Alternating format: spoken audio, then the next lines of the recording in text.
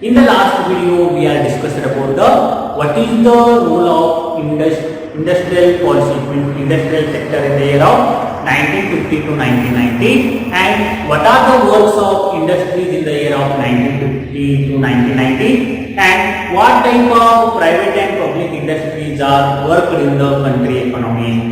ಅಂತಂದ್ರೆ ವಿದ್ಯಾರ್ಥಿಗಳೇ, ನಾವು ಹಿಂದಿನ ವಿಡಿಯೋದೊಳಗ ಏನ್ ನೋಡಿದೀವಿ ಅಂತಂದ್ರೆ 1950 ರಿಂದ 1990 ಅವಧಿ ಒಳಗ ಕೈಗಾರಿಕಾ ವಲಯದ ಪಾತ್ರ ಏನಾಗಿತ್ತು, ಕೈಗಾರಿಕೆಗಳು ಯಾವ ರೀತಿ ಕಾರ್ಯವನ್ನು ನೀಡ್ತಾ ಇದ್ದವು, ಖಾಸಗಿ ಮತ್ತು ಸಾರ್ವಜನಿಕ ವಲಯದ ಕೈಗಾರಿಕೆಗಳ ಒಂದು ಪಾತ್ರ ಏನಾಗಿತ್ತು ಅನ್ನುವಂಥದ್ದನ್ನು ನಾವು ನೋಡಿದ್ದೇವೆ.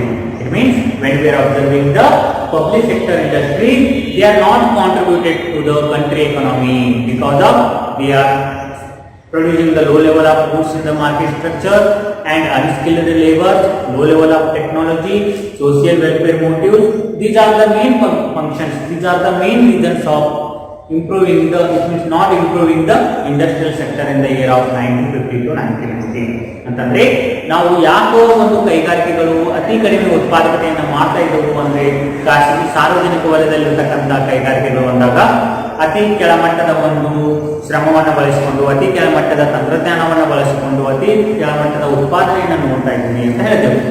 So in this video we are discussing about what is the industrial policy resolution in the year of 1956.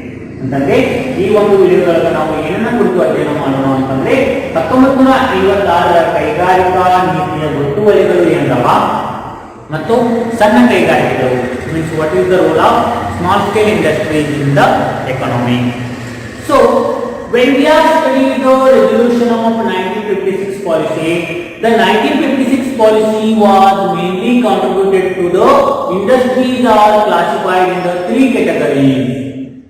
ಅಂದ್ರೆ ಯಾವಾಗ ನಾವು 1956ರ ಒಂದು ಕೈಗಾರಿಕಾ ಗೊತ್ತುವಳಿಗಳನ್ನ ಹಾಕುತ್ತೇವಲ್ಲ, ಸ್ವತಂತ್ರವನ್ನ ಹೊಂದಿದ ನಂತರ ಅಥವಾ ಕೈಗಾರಿಕೆಗಳನ್ನ ಇದು ಏನ್ ಮಾಡ್ತೈತಿ, ವರ್ಗೀಕರಣ ಮಾಡಿ ನಮಗ ತೋರಿಸ್ತದ. ಅಂತಂದ್ರೆ ಕೈಗಾರಿಕೆಗಳನ್ನ ಯಾವ ರೀತಿ ವರ್ಗೀಕರಣಗಳನ್ನ ಮಾಡಲಾಯಿತು ಅಂತ ನಾವು ಇಲ್ಲಿ ಹೇಳ್ತೀವಿ. So after the independence in India, industrial policies are mainly contributed through the help of what type of industries are classified through the help of public and private sectors upper section.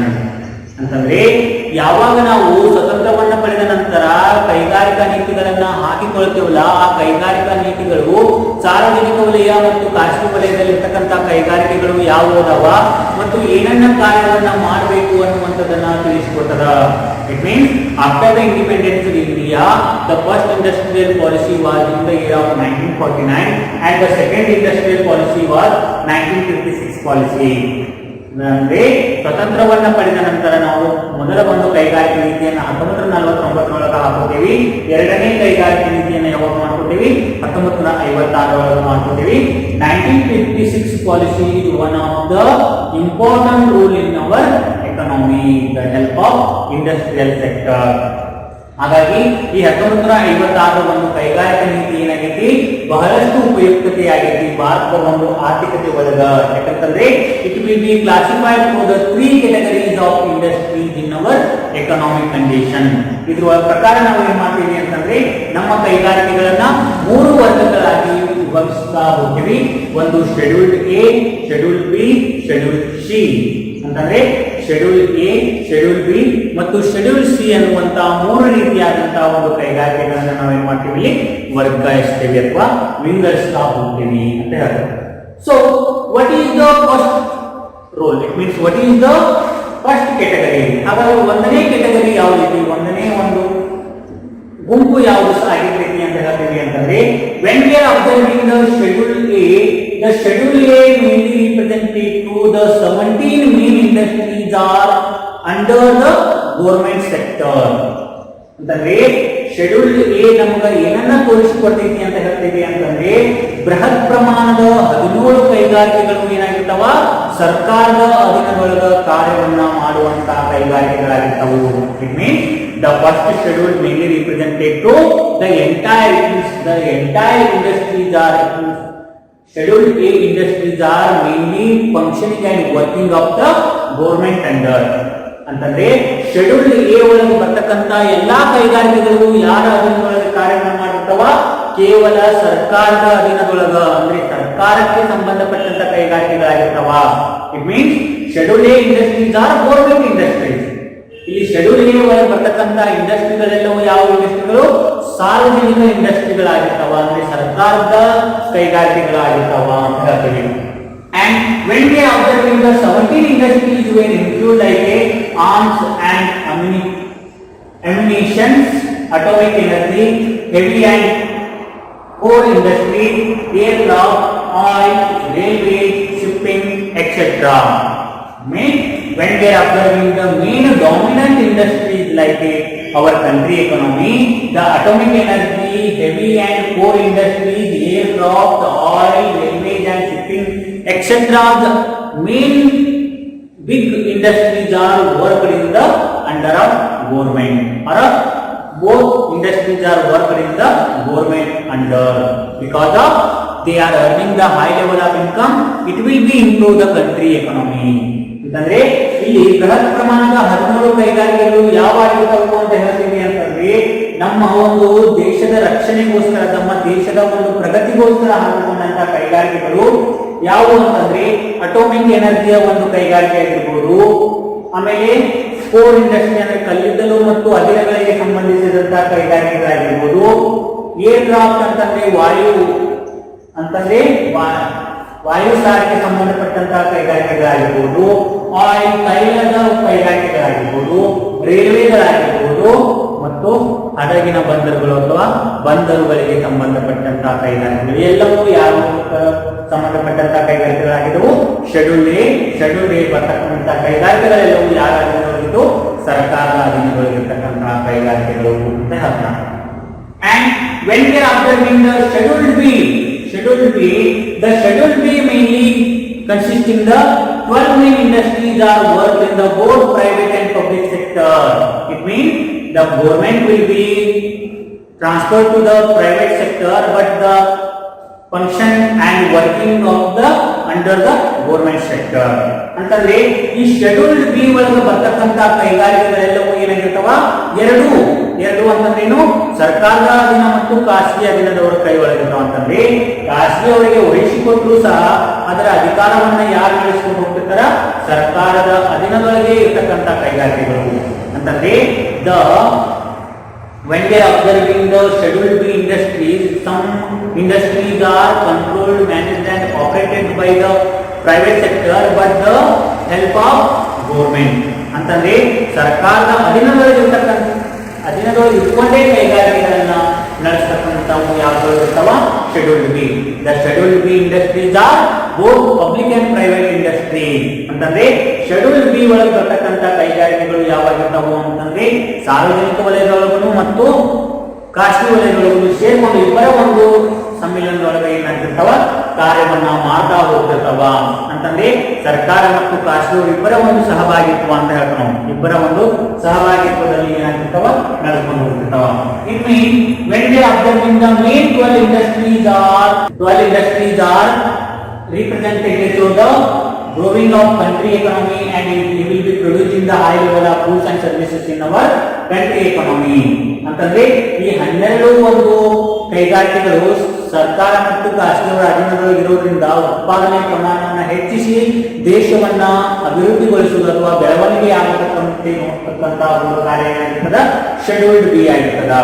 Because when we are observing the private sectors mainly contributed to the high level of competition, and they are producing the high level of goods and services in the country economy. They are using the skilled laborers and they are using the new technology of adoption in the new technology, and they are producing the traditional goods of our country economy or modern goods in our country economy.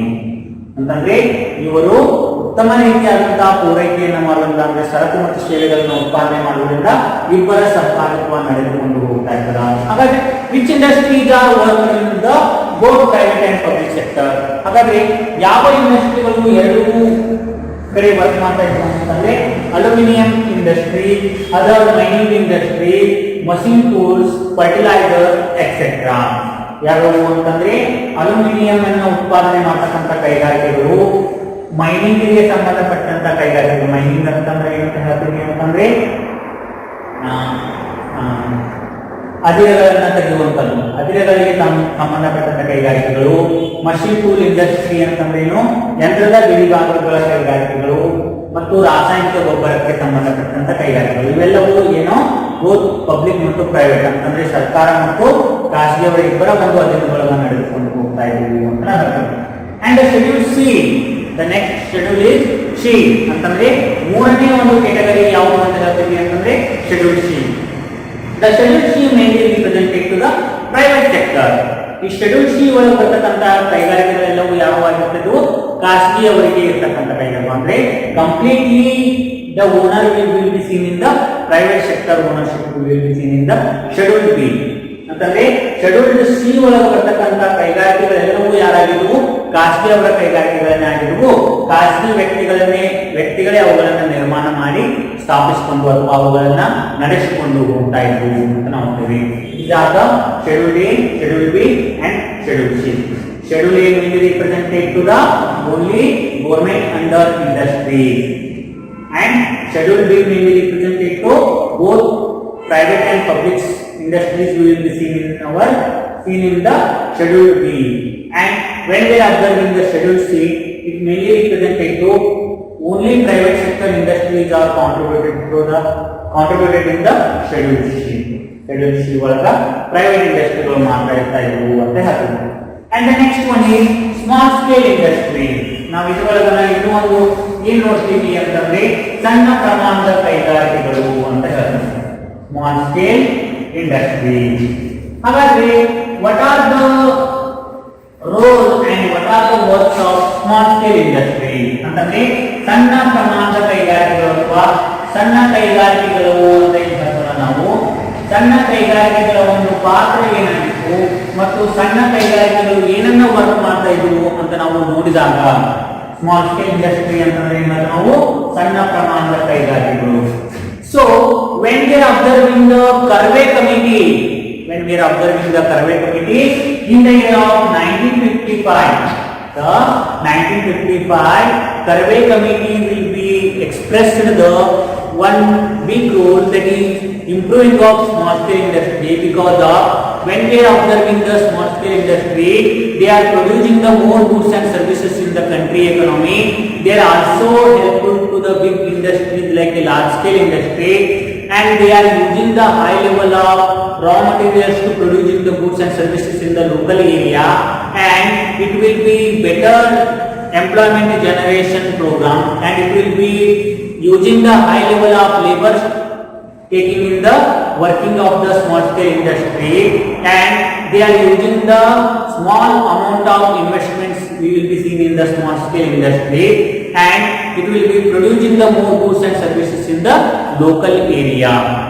ಅಂತಂದ್ರೆ ಈ ಸಣ್ಣ ಕೈಗಾರಿಕೆಗಳ ಒಂದು ಪಾತ್ರವನ್ನು ನೋಡಿದಾಗ ಸಣ್ಣ ಕೈಗಾರಿಕೆಗಳ ಒಂದು ಅಭಿವೃದ್ಧಿ ಆಗಬೇಕು ಅಂತ ಯಾರು ಹೇಳ್ತಾರ ಅಂತಂದ್ರೆ ಕರ್ವೆ ಕಮಿಟಿ ಅಂತ ನಾವು ಹೇಳ್ತೇವಲ್ಲ, ಆ ಕರ್ವೆ ಕಮಿಟಿ ಏನ್ ಮಾಡ್ತದ 1955ರೊಳಗ ಕರ್ವೆ ಕಮಿಟಿ ಅನ್ನುವಂಥದ್ದು ಸಣ್ಣ ಪ್ರಮಾಣದ ಕೈಗಾರಿಕೆಗಳ ಅಭಿವೃದ್ಧಿಯಿಂದ ಏನಾಗ್ತದ, ದೇಶದ ಅಭಿವೃದ್ಧಿ ಆಗ್ತದ.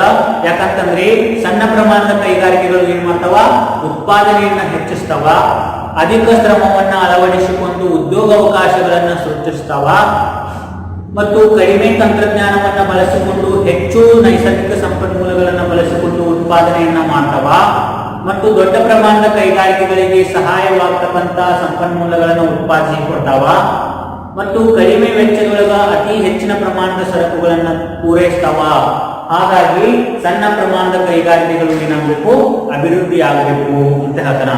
It means when we are observing the in village and rural area, the small scale industries role was very important role in our country economy. ಹಾಗಾಗಿ ಗ್ರಾಮೀಣ ಪ್ರದೇಶ ಮತ್ತು ನಗರ ಪ್ರದೇಶಗಳಲ್ಲಿ ಈ ಸಣ್ಣ ಪ್ರಮಾಣದ ಕೈಗಾರಿಕೆಗಳನ್ನು ಸ್ಥಾಪನೆ ಮಾಡೋದ್ರಿಂದ ದೇಶದ ಅಭಿವೃದ್ಧಿ ಏನಾಗ್ತದ, ಹೆಚ್ಚಾಗ್ತದ ಅಂತ ಹೇಳ್ತಾನ. ಹಾಗಾದ್ರೆ ಯಾವ್ಯಾವ ರೀತಿ ಹೆಚ್ಚಾಗ್ತದ ಅಂತ ಹೇಳ್ತೀವಿ ಅಂತಂದ್ರೆ when we are observing the first point, ನಾವು ಮೊದಲನೇ ಒಂದು ಪಾಯಿಂಟ್ ಅನ್ನ ನೋಡಿದಾಗ ಏನ್ ಹೇಳ್ತೀವಿ ಅಂತಂದ್ರೆ when we are compared to large scale industry to small scale industry, ನಾವು ದೊಡ್ಡ ಪ್ರಮಾಣದ ಕೈಗಾರಿಕೆ ಮತ್ತು ಸಣ್ಣ ಪ್ರಮಾಣದ ಕೈಗಾರಿಕೆಗಳಿಗೆ ಹೋಲಿಕೆ ಮಾಡಿ ನೋಡಿದಾಗ small scale industries are mainly represented to the high level of employment facility. ಇದು ಏನ್ ಮಾಡ್ತದ ಅಂತಂದ್ರೆ ಅತಿ ಹೆಚ್ಚಿನ ಒಂದು ಉದ್ಯೋಗ ಅವಕಾಶಗಳನ್ನ ನೀಡ್ತದ.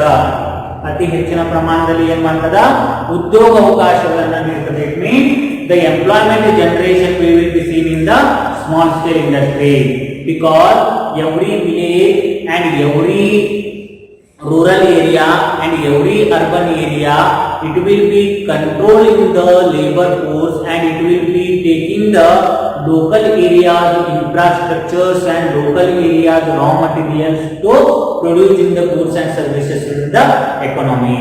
ಯಾಕಂತಂದ್ರೆ ಅತಿ ಹೆಚ್ಚು ಉದ್ಯೋಗ ಅವಕಾಶಗಳನ್ನ ನಾವು ಕಾಣ್ತಕ್ಕಂತ ಒಂದು ಅಂಶ ಯಾವುದು ಅಂತಂದ್ರೆ ಸಣ್ಣ ಪ್ರಮಾಣದ ಕೈಗಾರಿಕೆಗಳು. ದೊಡ್ಡ ಪ್ರಮಾಣದ ಕೈಗಾರಿಕೆಗಳಿಗೆ ಹೋಲಿಸಿ ನೋಡಿದಾಗ ಸಣ್ಣ ಪ್ರಮಾಣದ ಕೈಗಾರಿಕೆಗಳು ಏನ್ ಮಾಡ್ತಾವ, ಅತಿ ಹೆಚ್ಚು ಉದ್ಯೋಗ ಅವಕಾಶಗಳನ್ನ ಒದಗಿಸಿಕೊಡ್ತಾವ. ಯಾವ ಉದ್ಯೋಗ ಅವಕಾಶಗಳನ್ನ ಹೆಚ್ಚು ಒದಗಿಸಿಕೊಡ್ತಾವ ಅಂತಂದ್ರೆ ಗ್ರಾಮೀಣ ಪ್ರದೇಶ ಮತ್ತು ನಗರ ಪ್ರದೇಶಗಳಲ್ಲಿ ಎರಡರಲ್ಲೂ ಇವುಗಳನ್ನು ಸ್ಥಾಪನೆ ಮಾಡುವುದರಿಂದ ಇರ್ತಕ್ಕಂತ ಸ್ಥಳೀಯ ಒಂದು ನೈಸರ್ಗಿಕ ಸಂಪನ್ಮೂಲಗಳನ್ನು ಬಳಸಿಕೊಂಡು ಉತ್ಪಾದನೆ ಮಾಡುವುದರಿಂದ ಏನಾಗ್ತದ, ಹೆಚ್ಚು ಉದ್ಯೋಗ ಅವಕಾಶಗಳನ್ನ ಒದಗಿಸಿಕೊಡ್ತದ ಅಂತ ನಾವು ಹೇಳ್ತೀವಿ. And the next one is need for protection for big firms or helpful of a large scale industry. ಇವು ಯಾವುದಕ್ಕ ಒಂದು ಉಪಯುಕ್ತ ಆಗ್ತಾವು ಅಂತ ಹೇಳ್ತೀವಿ ಅಂತಂದ್ರೆ ದೊಡ್ಡ ಪ್ರಮಾಣದ ಕೈಗಾರಿಕೆಗಳು ಉಪಯುಕ್ತವಾಗ್ತಾವು. Because when we are observing the large scale industry, they are producing the high level of goods and services in the economy. ಇಲ್ಲಿ ದೊಡ್ಡ ಕೈಗಾರಿಕೆಗಳು ಅತಿ ಹೆಚ್ಚಿನ ಪ್ರಮಾಣದ ಸರಕುಗಳನ್ನು ಉತ್ಪಾದಿಸ್ತಾವ. ಆ ಉತ್ಪಾದನೆಗೆ ಬೇಕಾಗತಕ್ಕಂತ ರಾ ಮಟೀರಿಯಲ್ಸ್ ಗಳನ್ನ ಪ್ರೊಡ್ಯೂಸ್ ಮಾಡುವಂತದ್ದು ಯಾವ್ದಾಗಿರ್ತದ, ಈ ಸ್ಮಾಲ್ ಸ್ಕೇಲ್ ಇಂಡಸ್ಟ್ರಿ ಆಗಿರ್ತದ. ಇದು also one of the important role of small scale industry. And when we are observing the another role, it will be taking the utilization of the high level of raw materials. High level of raw materials. It will be utilizing the high level of local raw materials to producing the goods and services in our country economy. ಅಂದ್ರೆ ನಮ್ಮ ಒಂದು ಆರ್ಥಿಕತೆಯಲ್ಲಿ ಇರ್ತಕ್ಕಂತ ಸ್ಥಳೀಯ ಒಂದು ಸಂಪನ್ಮೂಲಗಳನ್ನ ಹೆಚ್ಚಿಗೆ ಬಳಸಿಕೊಂಡು ಉತ್ಪಾದನೆ ಮಾಡುವುದರಿಂದ ಏನಾಗಿರ್ತದ, ಇದು ಒಂದು ಬಹಳಷ್ಟು ಉಪಯುಕ್ತಕಾರಿಯಾಗಿರ್ತೈತಿ ಅಂತ ಹೇಳ್ತೀವಿ. And when we are observing the investment policy, only 50 lakh to 1 crore rupees, ಅಂದ್ರೆ 50ರಿಂದ 1 ಕೋಟಿ ಒಳಗಿನ ವೆಚ್ಚವನ್ನು ಮಾಡಿ ಏನ್ ಮಾಡಬಹುದಾಗಿರ್ತದ, industry will be establish in our market structure. ಅಷ್ಟೇ ಪ್ರಮಾಣದೊಳಗೆ ಏನಾಗ್ತಿರ್ತಾವ, ಉದ್ಯಮ ಘಟಕಗಳು ಸ್ಥಾಪನೆ ಆಗ್ತಿರ್ತಾವು ಅಂತ ನಾವು ಹೇಳ್ತೀವಿ. These are the rules and goals of small scale industry. ಇದು ಅಷ್ಟು ಏನೈತಿ, ಸಣ್ಣ ಪ್ರಮಾಣದ ಕೈಗಾರಿಕೆಗಳ ಪಾತ್ರ ಮತ್ತು ಅದರ ಒಂದು ಕಾರ್ಯ ಐತಿ ಅಂತ ನಾವು ಹೇಳ್ತೀವಿ. ಓಕೆ.